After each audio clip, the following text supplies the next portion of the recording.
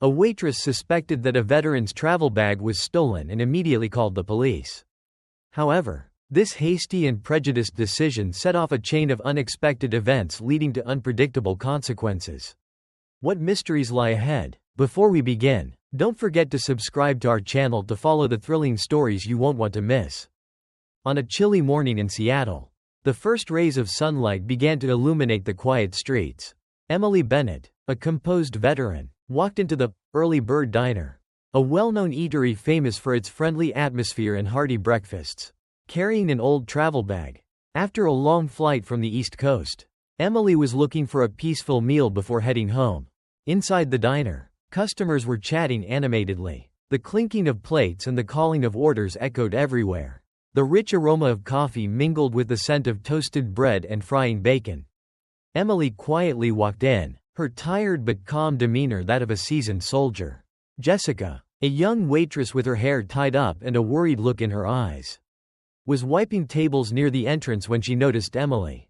Her gaze quickly fixed on the travel bag Emily was carrying. Emily's worn and slightly tattered bag reminded Jessica of a previous incident at the diner, when an unidentified customer brought in a similar bag, leading to a commotion when dangerous items were discovered inside. That memory resurfaced, making Jessica feel uneasy. She paused for a moment, gripping her apron as if to steady herself, her eyes still glued to Emily's bag, anxiety clear on her face. Emily seemed unaware of Jessica's attention. She calmly chose a table near the window, placed her bag beside her, and sat down, her eyes scanning the menu as she slowly smoothed her hair, streaked with a bit of gray. At that moment, she was just a woman seeking peace after tiring days. But to Jessica, Emily's presence was anything but ordinary. What should I do? Jessica wondered, her hand unconsciously twisting the edge of her apron, the sense of responsibility to protect the diner and its patrons gradually overtaking her initial confidence. Jessica decided to approach Emily, partly out of curiosity and partly out of growing unease. "Good morning," Jessica began, trying to keep her voice friendly despite the tension in her eyes. "Can I help you with something? Or are you waiting for someone?" Emily looked up, her deep brown eyes meeting Jessica's anxious gaze. "No, I'm just here for breakfast," she replied, her voice calm and steady, carrying the tone of someone who had been through many ordeals. Jessica tried to smile, but it didn't quite reach her eyes. Her gaze flicked back to the travel bag. "I'm sorry, but I need to ask, what's in that bag?" Jessica's question made Emily pause for a moment, the air around the table seeming to grow colder. Emily put the menu down, her eyebrows slightly furrowing. "Just personal items," she said, her voice calm but firm. Jessica stood still for a moment, her unease seemingly adding to the silent tension between them. Behind the counter, Jack, Jessica's colleague, watched the exchange with curiosity, feeling the need to act to ensure safety.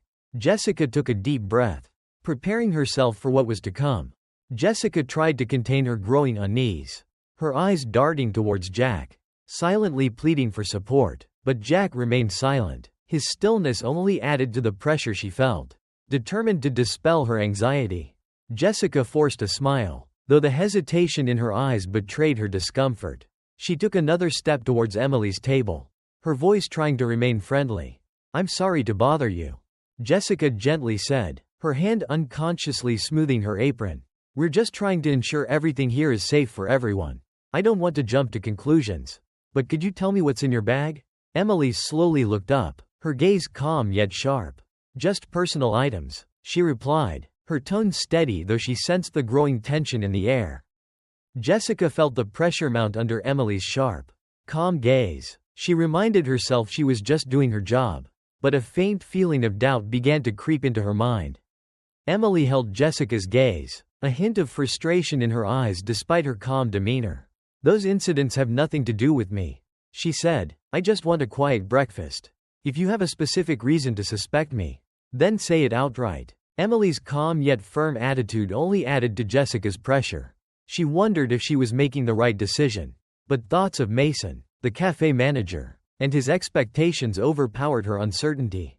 Mason had reprimanded her before for not acting promptly when a suspicious customer appeared. "I understand," Jessica responded, her voice slightly trembling, "but it's the policy. If you can't show me what's in the bag, I'll have to ask you to leave. Jessica's words lowered the temperature in the cafe a notch. A few nearby customers turned their heads, curious about the conversation. Emily put the menu down, her look losing its initial calm. Leave? Emily asked, her voice low but firm. I haven't done anything wrong. I'm just sitting here waiting to order. Why do you think I need to leave? Jessica hesitated, the weight of the bystanders' gazes pressing down on her shoulders. She wasn't the one making the rules, but the memory of Mason's stern reminders about being decisive made her feel she couldn't afford another mistake. Emily exhaled a faint smile. Safe for whom? For people like you, or because I don't fit the image of the customer you expect? Emily's words hit Jessica hard. She had nothing to counter but didn't want to back down either. Feeling the situation slipping out of control, she turned towards the counter and called Jack. I think we need to call the police. Emily remained seated, her expression calm but with a clear restrained anger. Go ahead if you think that's the best way, she said, her voice cold but measured. Jack looked at Jessica and then at Emily, clearly sensing the tension enveloping the cafe. Without a word, he slowly nodded and picked up the phone. The atmosphere in the Sunrise Cafe grew increasingly tense as Emily refused to comply with Jessica's request. Emily's expression didn't change, her calm but sharp gaze adding to the pressure Jessica felt. I'm not leaving, Emily said, her voice low and firm, each word carefully measured. I just came here to have breakfast. Nothing more. If you're uncomfortable, that's your problem, not mine. Jessica paused. Emily's firm yet polite response made her feel as though she was losing control of the situation. A flicker of uncertainty crossed Jessica's eyes, but she was determined not to show weakness. Mason's reminders about ensuring the safety of all customers echoed in her mind. Jessica glanced back at Jack, who was still standing by the coffee counter. Jack, usually a neutral observer, now felt the situation escalating beyond normal control. He put his coffee cup down and walked over to Jessica. What's going on? Jack asked, his voice calm but tinged with caution. Jessica turned and spoke quietly but loud enough for nearby customers to hear. She refuses to tell me what's in her bag and won't leave. I think we need to call the police. Jack looked at Emily quickly, assessing the situation with a neutral gaze. Jack hesitated. Is that really necessary? I mean, she's just sitting there. Jessica frowned. Jack, you know what happened last time we ignored a suspicious person. We can't take that risk again. Jack sighed and said nothing more, stepping back to let Jessica handle the situation. Feeling encouraged by Jack's silence, Jessica pulled out her phone. I'm sorry, but if you don't cooperate, I'll have to call the police, Jessica said, her voice trembling but resolute. Emily said nothing, her sharp eyes fixed on Jessica. Go ahead if you think that's the right thing to do, she replied, her voice cold but calm. Jessica dialed the number, her voice tense but steady as she explained the situation. The cafe's atmosphere grew heavier as customers began to pay attention. Murmurs rose throughout the room, with some people whispering, "What's going on over there? Is something wrong with her? She looks normal. Why are they suspecting her?" The murmurs felt like needles pricking the tense air. Emily sat quietly but could feel the weight of the gazes directed at her. From an ordinary customer, she suddenly became a disruptive presence, a potential threat just because of her bag. Meanwhile, Jessica felt the pressure mounting not only from Emily but also from the growing attention of the crowd. She didn't want to appear as the troublemaker in front of the customers, but the thought of ensuring the cafe's safety prevented her from backing down. Everything will be fine, Jessica told herself, though deep down she wasn't sure if she was doing the right thing. The cafe door suddenly opened, a blast of cold air rushing in along with the brisk steps of two police officers. Their eyes swept across the room, quickly identifying Jessica and Emily. One of them stepped forward, their voice professional but clear. "We received a call about a disturbance. Who needs assistance here?" Jessica quickly stepped forward, her voice trembling but steady. "It's me. This woman is carrying a large bag and refused to cooperate when I asked about it. I just want to ensure everything here is safe." The officers turned to Emily, their expressions cautious but tinged with suspicion. Emily slowly looked up, her gaze sharp and unafraid. "I'm not causing a disturbance," she said, her voice steady and determined. "I just want to have breakfast. If my bag is an issue, then they should check everyone's bags in this cafe. Why am I the only one being questioned?" The tension in the cafe was almost unbearable. All eyes remained fixed on Emily and the officers, waiting to see how the situation would unfold. Emily's sharp final question hung in the air as two police officers entered the Sunrise Cafe, their presence immediately cooling the atmosphere and silencing the chatter. Every gaze turned towards the entrance, where two uniformed officers scanned the room warily. Officer Rachel, a tall woman with neatly tied hair and sharp eyes, led the way, followed by her colleague Harris, whose hand rested lightly on his radio strap. Rachel quickly spotted Jessica standing near Emily's table, clearly tense. Rachel approached, her voice professional but authoritative. "We received a call about a disturbance. Can someone explain what's going on here?" Jessica felt both relieved and anxious, stepping forward and speaking. "Yes, I made the call," her voice calm but clear. "This woman," she glanced at Emily, "she's carrying a large bag and refused to tell me what's inside. I just want to ensure everything here is safe for our customers." Rachel nodded and turned towards Emily, her gaze settling on the travel bag beside Emily's chair. "Ma'am, may we check your bag? This is just to ensure there's nothing dangerous." Emily, who had been silent until now, looked up at Rachel, her eyes reflecting fatigue but also determination. "No," she said, her voice calm but firm. "I do not consent." Rachel frowned slightly but maintained her professionalism. "You're refusing?" Emily nodded. "I am, unless you have a valid reason. I am simply sitting here trying to have breakfast. Nothing I've done warrants your suspicion of me or my bag." Rachel hesitated for a moment, surprised by Emily's calm demeanor but quickly regained her authoritative stance. "Ma'am, we're just following protocol. If you cooperate, this can be resolved quickly." Emily leaned forward slightly, her gaze unwavering. "Protocol? Is your protocol to ask to check everyone's bags here or just mine? I don't see you questioning anyone else about their bags or belongings."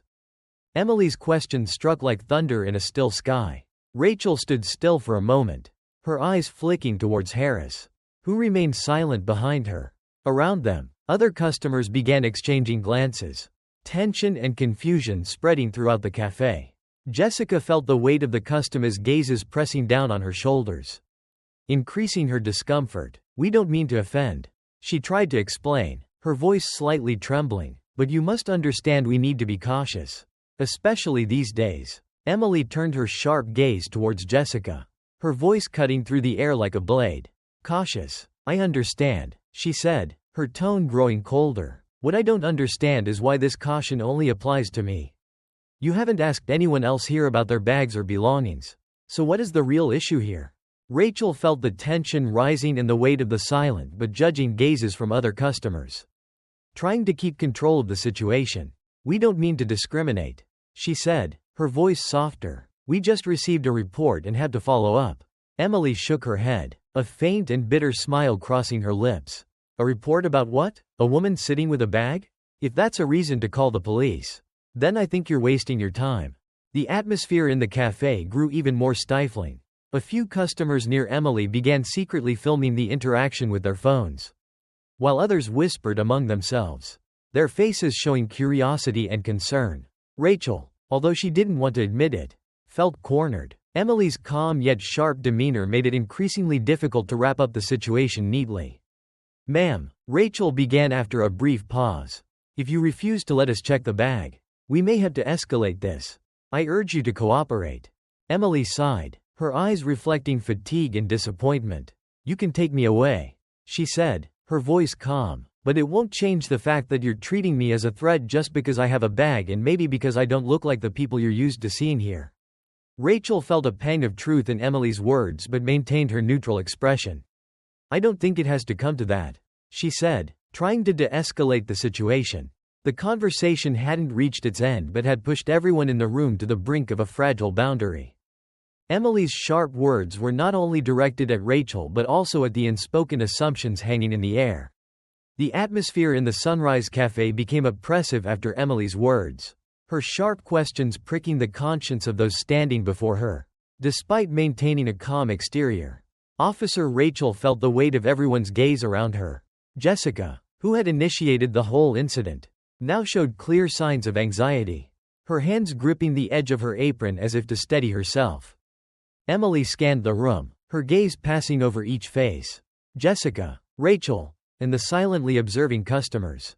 Finally, she let out a heavy sigh, a breath laden with disappointment. "All right," she said, her voice calm but cold.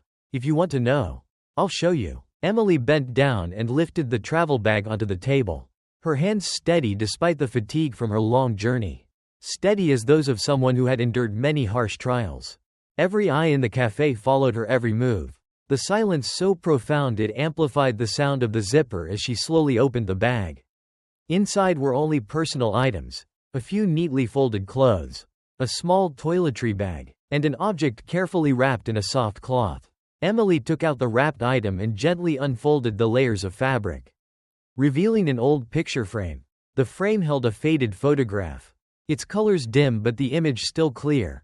A group of young soldiers in uniform standing side by side with determined expressions.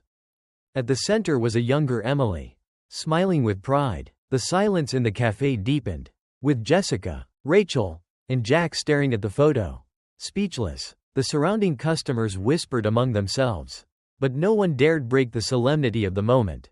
Emily held the photo in her hand, her gaze softening as she looked at the faces within it. "These are my comrades," she said, her voice calm but tinged with sorrow. "They are the people I fought with, lived with, and faced things that many here cannot imagine." She placed the photo on the table, her eyes never leaving it. "They're gone," she continued, her voice trembling slightly with emotion. "I carry this photo to remember why I lost them and to remind myself that they fought for the values everyone here enjoys today." Rachel took a deep breath, the initial rigidity on her face giving way to clear regret. "You served in the military," she said, her voice softening, more a statement than a question. Emily nodded. "Yes, I served, and now that I'm back, this is how I'm treated. All I wanted was a peaceful breakfast, and all I received were suspicious looks and discrimination." Jessica stood nearby, seemingly frozen in place, her face pale, eyes wide with confusion and guilt. I didn't know," she stammered, her voice so weak it was almost inaudible. "I didn't think." Emily turned her gaze towards Jessica, not angry but strong enough to make Jessica step back. "That's right, you didn't think," Emily said, her voice soft but heavy. "You didn't think before acting. And now others had to bear the consequences." The room was engulfed in heavy silence. No one dared to speak, everyone captivated by the gravity of the moment. Emily's words were not only directed at Jessica but served as a poignant reminder to all who witnessed the scene. Rachel, after a few moments of silent reflection, nodded slightly. "I'm sorry," she said, her voice more sincere than ever. "This was a serious misunderstanding. There is nothing suspicious in your bag, and you have every right to be here." Emily didn't respond immediately. She held Rachel's gaze for a moment before turning back to her bag. Emily carefully placed the photo back into her bag, her movements slow and deliberate as she zipped it up. The cafe remained silent, as if everyone was reflecting on their own actions through Emily's story. This moment was not just a revelation of truth but also a testament to the power of prejudice and its far-reaching consequences. Emily zipped up the bag, but the heavy silence in the cafe remained, the tension still palpable, and all eyes were fixed on Emily, Jessica, and the police officers. Suddenly, another voice cut through the tense atmosphere. "What's going on here?" From behind the counter, Mason, the manager of the Sunrise Cafe, stepped out with a strained smile. Dressed in a simple suit and neatly knotted tie, he exuded professionalism. His calm steps and deep, reassuring voice suggested he would handle the situation quickly. Before Mason could say anything more, an older man stood up from a corner of the cafe. He moved closer, his eyes fixed on Emily. "Emily Bennett," he said, his voice firm but tinged with emotion. "Is that you?" The entire room fell into stunned silence. Emily looked up, her eyes widening slightly in surprise. "Colonel Markwell?" she asked, her voice trembling slightly. The man nodded and stepped closer. "Yes, it's me. I never expected to see you here. You were one of the bravest soldiers I ever commanded." The room seemed to collectively hold its breath. The customers, including Jessica and Mason, began to realize that this older man was not just any customer but Colonel Markwell, a renowned retired officer who had led many major military campaigns. "This woman," he said, turning to Jessica and Mason, "is not just a veteran. She saved my life and the lives of many of my comrades in one of the most dangerous missions in the Middle East. And this is how you treat her? Mason stepped closer to the group around Emily's table, his forced smile still in place. Inside, however, his mind was racing. He couldn't forget the last time the cafe had an incident when a disgruntled customer caused chaos, leading to bad reviews on social media. Since then, the cafe's business had suffered, and Mason knew he couldn't afford another incident. For Mason, the cafe's image was everything. It wasn't just about keeping his job but also about his pride. But now, looking into Emily's determined eyes, a conflict arose within him.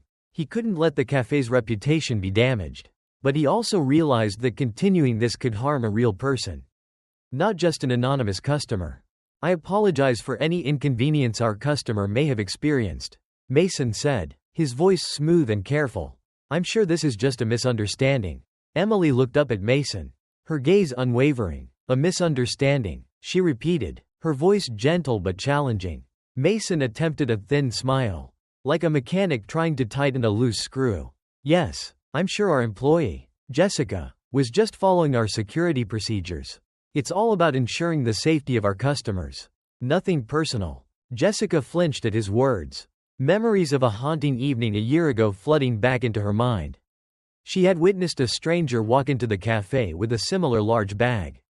At first, it seemed harmless, but a sharp noise from the bag quickly turned the scene into chaos with police and panic. Although no major harm was done, the incident had left Jessica with an unforgettable fear. Since that day, every large bag triggered her anxiety. Jessica carried an unforgettable fear. From that day, every large bag stimulated her unease. Furthermore, Mason's constant reminders about being vigilant only added to her anxiety. We can't afford another incident, he had said with a stern look that made her feel like she was always walking on thin ice. Emily didn't stop. Security procedures? She repeated, her gaze piercing into Mason. Do those procedures include suspecting anyone who doesn't look like your typical customer? Mason cleared his throat, trying to maintain his composure. No, of course not, he said, but his eyes betrayed his unease. He realized that his words were not just aimed at Jessica but also to shield himself from the judgment of those around. Jessica stood still, her eyes wide, her breathing becoming heavier. Mason's words, rather than bringing reassurance, felt like a sharp blade pointed at her. What she thought was the right thing now made her feel as though she was being blamed for the entire situation. But, Jessica stammered, her voice trembling as she looked at Mason, her expression full of confusion. You told us to be vigilant with people carrying large bags or anyone suspicious. Mason turned to Jessica, lowering his voice as if to cut her off. I think we should focus on resolving the current situation. Jessica, he said, a cold smile briefly appearing on his lips. Jessica fell silent, her hands trembling as she gripped the edge of her apron, feeling a growing sense of betrayal but not daring to say more. Emily observed the exchange with a cold and sharp gaze. She understood clearly what was happening. Mason was not genuinely apologizing. He was trying to shift the blame onto Jessica while maintaining his dignified appearance before everyone. Interesting, Emily said, her voice cutting through the silence. You say this is a misunderstanding. But where did the misunderstanding start? Is it the cafe's policy or the assumptions made by your employees? Mason was taken aback by Emily's direct question, his smile momentarily disappearing before he regained his composure. I understand your frustration, he said, his voice still steady. We will review our procedures to ensure that such misunderstandings do not happen in the future. Emily shook her head, a faint and bitter smile appearing on her lips. Procedures are not the problem, she said. The problem is how you and your employees perceive others. That's not something you can fix with an empty apology. Emily's words left Mason momentarily speechless. For a brief moment, everyone in the cafe seemed frozen, realizing that this incident was not just a personal misunderstanding but a deep lesson about prejudice and responsibility. Jessica, standing quietly nearby, felt the weight of what had just occurred. She realized that not only had she made a mistake, but she was also left alone in a crisis she didn't fully cause. Mason may have tried to calm the situation, but his lack of sincerity and the contradictions in his words only made things worse, leaving a lingering unease among all those present. The atmosphere in the Sunrise Cafe remained heavy with tension following Emily's sharp words. Mason stood still, a forced smile on his face as he tried to maintain the illusion of control despite the situation clearly being beyond his grasp. Jessica, her head bowed and face pale, was overwhelmed by a mix of betrayal and shame. Amid the heavy silence, a voice rang out from the far corner of the cafe. Strong and indignant. Enough. Every eye turned to the corner of the cafe where an older man with silver hair and a broad build stood up from his chair. A silver badge, a symbol of military rank, gleamed on his jacket's chest. He stepped forward, his gaze shifting from Mason to Emily. When his eyes settled on her, his expression changed, a flicker of recognition and emotion crossing his face. "Emily Bennett?" he asked, his voice deep but resonant. Emily turned, her eyes widening slightly in surprise. "Colonel Ross," she said, the surprise clear in her voice. The cafe buzzed with curiosity. The man now identified as Colonel Ross nodded slowly. He turned to address everyone in the room, his voice firm and assured. "This woman is a hero. I witnessed firsthand the sacrifices she and her comrades made to protect all of us in battles not everyone has the courage to face." He paused, his gaze settling on Jessica and Mason, who stood stunned. "Today, you have not only insulted her but also dishonored the memory of every individual who sacrificed their lives for this country." Colonel Ross scanned the room, the anger and disappointment in his expression unmistakable. Pointing to Emily, he declared, "This woman does not deserve this humiliation. If any of you truly understood the meaning of sacrifice, you would never treat her this way." An eerie silence enveloped the room. Colonel Ross stepped closer, his attention shifting to Mason and Jessica. "I am also a veteran," he said, his voice slow but laden with emotion. "I fought for this country and for the values we claim to uphold. What I see here today is a betrayal of those values." Mason swallowed hard, attempting a conciliatory smile. "Sir, we meant no offense. This was just a misunderstanding." The colonel cut him off, his voice sharp as a knife. "A misunderstanding? No, this is not a misunderstanding. This is prejudice. This is judging someone based on their appearance. And you think an empty apology will fix this?" Jessica, her face flushed, took a step back. The colonel's words were like a blow to her conscience. Emily observed the exchange in silence, her eyes showing both surprise and empathy for the colonel. At that moment, another customer near the window raised their phone. "I recorded everything," the customer announced, their voice firm, "from the moment she walked in to how you treated her." That statement was like a bomb exploding in the already tense air. Mason spun around, his eyes wide. "You can't do that," he said, his voice tense as he tried to remain calm. "This is an internal matter. No need to make it public." The customer didn't blink, their gaze unwavering. "No, this is not just an internal matter. This is about how people are treated. And the world needs to know." Jessica nearly buckled under the weight of the revelation. She turned to Mason, her voice trembling. "We shouldn't let this get out of hand. I was just following your instructions." Mason's voice turned cold as he replied, "This is not the time to assign blame, Jessica." But everyone could see the cracks in his authority.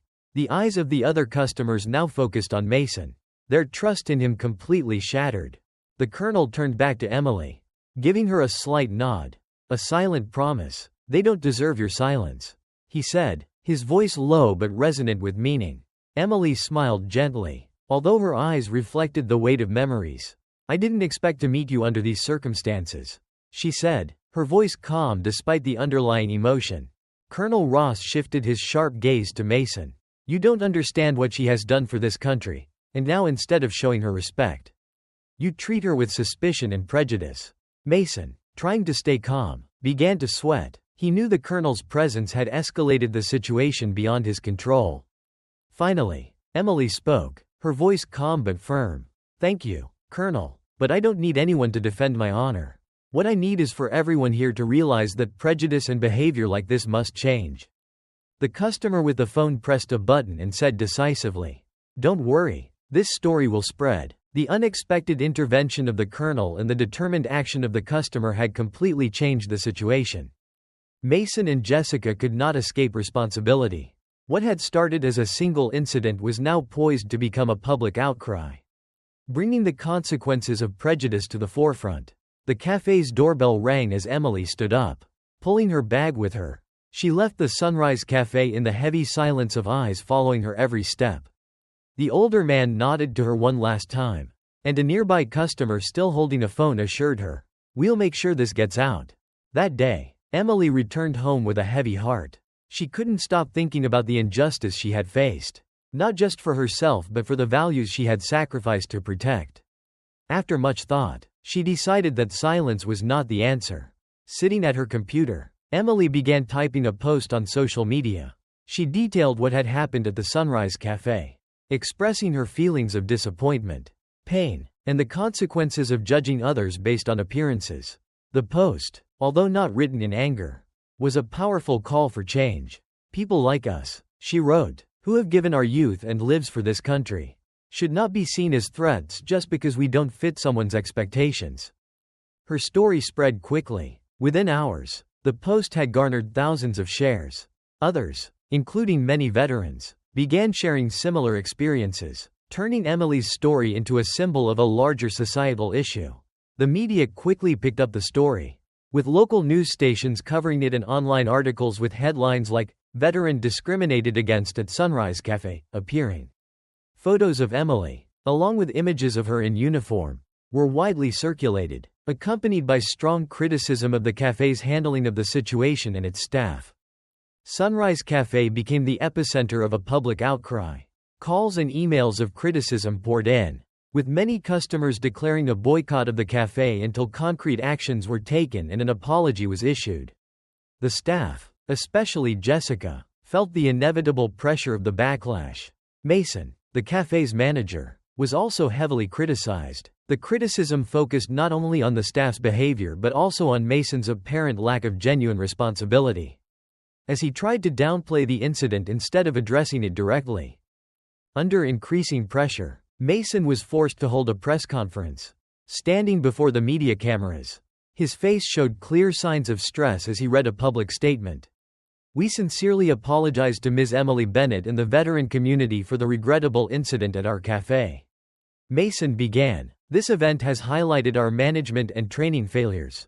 We are committed to improving to ensure such incidents never happen again." He went on to announce that all Sunrise Cafe staff would undergo customer relations training, with a specific focus on vulnerable groups. Additionally, the cafe pledged a significant donation to a veteran support organization as a form of atonement. However, Mason's apology did not immediately quell public anger. Many questioned his sincerity, suggesting the cafe's actions seemed more like damage control than genuine reform. Meanwhile, Jessica faced intense pressure from both the public and her own conscience. She received numerous criticisms, some even threatening in nature. From people following the story, the guilt weighed heavily on her, forcing her to confront her actions and her role in the incident. Jessica wrote a handwritten letter to Emily, expressing deep remorse. In the letter, she admitted to acting out of prejudice and fear and vowed to do everything she could to become a better person. The incident at Sunrise Cafe did not end with apologies and donations. It became a wake-up call, sparking broader conversations about fair treatment of veterans and the urgent need to dismantle societal prejudices. Although Emily did not seek attention, she became a symbol of resilience and courage. Her story proved that sometimes one person standing up for what is right can inspire an entire community. Sunrise Cafe learned a bitter lesson, but whether they would truly change remained a question only time could answer. In the turbulent days following the incident at Sunrise Cafe, the story continued to resonate deeply. Despite not seeking attention, Emily became the center of focus and an inspiration for many. Meanwhile, those directly involved, Jessica and Mason, had to face the consequences of their actions, forcing them to reflect and change. Jessica, who initiated the incident, felt immense pressure from all sides. She not only faced public criticism but also dealt with dissatisfaction from colleagues and a nagging sense of guilt. She realized that she had allowed fear and prejudice to cloud her judgment, leading to unfair treatment of Emily. One quiet evening, Jessica decided to write a letter to Emily. Sitting down with a blank sheet of paper, her trembling hand picked up the pen. Slowly and sincerely, she began to write, "Dear Ms. Bennett, I want to extend my deepest apologies to you. I acted foolishly and wrongly. I did not consider your feelings or the consequences of my actions. I let unfounded fears dictate my behavior and judged you based on appearances. You did not deserve that. Jessica continued to share that the incident had made her reevaluate herself and taught her an important lesson. She concluded the letter with a promise to never let prejudice cloud her judgment again. After sending the letter, Jessica felt as if a part of her burden had been lifted. But she understood that an apology alone was not enough to erase her mistake.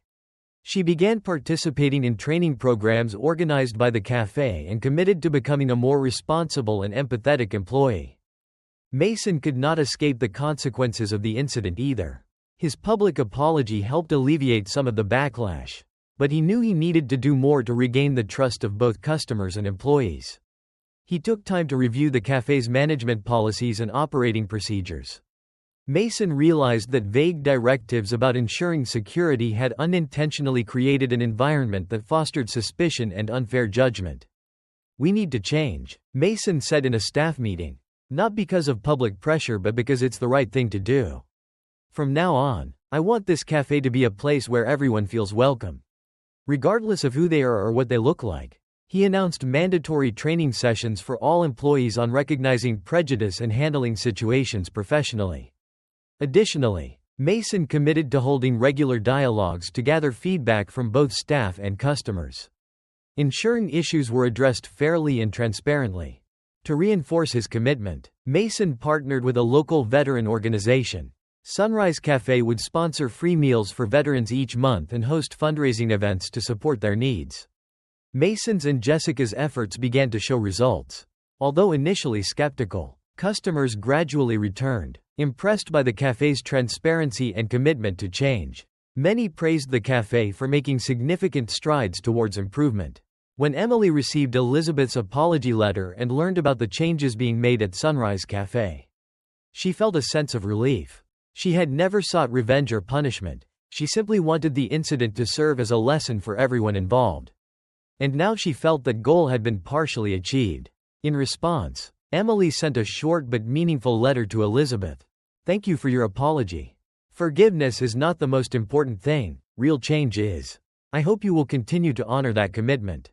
The incident at Sunrise Cafe was not just an isolated event but also a powerful reminder of the strength of change when we confront our mistakes. Jessica learned to view others with fairness and respect. Mason understood that managing was not just about running a business but also about building a positive and humane culture. Sunrise Cafe has now transformed into more than just a cafe. It has become a symbol of redemption and hope. A place where everyone is treated with the dignity they deserve. The changes at Sunrise Cafe were not just empty words. Mason understood that to rebuild trust with customers and the community, he needed to take substantive actions. That's why he decided to organize a special charity event, a breakfast dedicated to veterans, with all proceeds going to a veteran support organization. On the day of the event, the atmosphere at Sunrise Cafe was a mix of excitement and solemnity.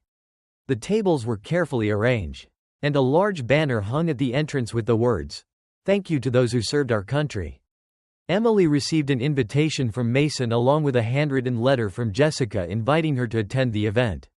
Initially, she hesitated because returning to a place that had caused her so much pain was not an easy decision. But after some thought, Emily realized this was an opportunity to close a tense chapter and emphasize the importance of true change. As Emily walked into the cafe, all eyes turned towards her. The attendees, including other veterans, regular customers, and supporters of her story, greeted her with warm applause. Mason approached her, his smile more genuine than ever. "Thank you for coming," he said, his voice filled with anxiety and gratitude. Emily nodded slightly. "I didn't come here to receive more apologies," she replied. "I came to see real change." Throughout the event, Mason invited Emily to speak. She stood before a packed room, her gaze steady and unwavering. She recounted her story, unflinchingly speaking about the painful details she had endured at the cafe. "I am not here to make anyone feel guilty," she began, her voice firm. "I am here to remind all of us that change is necessary. And it begins with treating each other with respect and understanding." She paused, letting her words sink into the audience, her gaze sweeping across the crowd. "We cannot know someone's story just by looking at them. But we can always choose to react with kindness. The room erupted in applause as Emily finished her speech. Several attendees stood up to show their support not only for her but also for the powerful message she conveyed. After her speech, Jessica approached Emily. She had prepared a few words of thanks. But when standing before her, she could only manage a simple, "Thank you for giving me the chance to make things right." Emily looked at Jessica, her expression softening. "The opportunity is not something I gave you," she said. "It's something you gave yourself." The event was more successful than anticipated, attracting local residents and veterans alike. All proceeds were donated to a veteran support organization, a clear sign that the cafe had learned a valuable lesson and was making efforts to contribute to positive change. When Emily left Sunrise Cafe that day, she felt a different sense than the last time. But her story did not end there. A week after the charity event, Emily received an unexpected invitation from a nonprofit organization focused on social justice. They invited her to be the keynote speaker at a conference on breaking down prejudice and honoring veterans. Initially hesitant, Emily realized that her story could have a greater impact at the conference.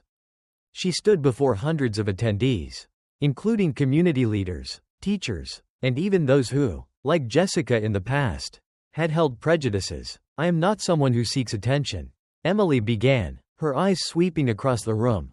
"But I have learned that silence is not the answer. We cannot change anything if we are not willing to confront it. Prejudice harms not just individuals but weakens entire communities." Her speech was met with enthusiastic applause. After the event, many people approached her to express their gratitude for sharing her story, with some admitting that her story had changed their perspective on others. Mason, seeing Emily leave the cafe after the charity event, committed to making the changes he had promised. He organized deep prejudice awareness training sessions for all employees, including himself. Jessica, who had learned a profound lesson, did not stop at apologizing. She volunteered at a local veteran support organization, regularly participating in outreach programs and helping to organize community events to bridge the gap between veterans and civilians. One day, Emily received a card from Jessica, which read, "Dear Ms. Bennett, thank you for teaching me the most important lesson that we can change as long as we are willing to face our mistakes." Emily smiled as she read the card. She knew that even a small action could create meaningful change. Sunrise Cafe, once a small establishment overshadowed by a significant mistake, had now become a symbol of redemption and progress. Emily's story not only changed the cafe but also altered how the community viewed prejudice and fair treatment. Her journey did not end with a charity breakfast but continued in conversations, lessons, and changes in how people treated one another. Every change starts with a small action.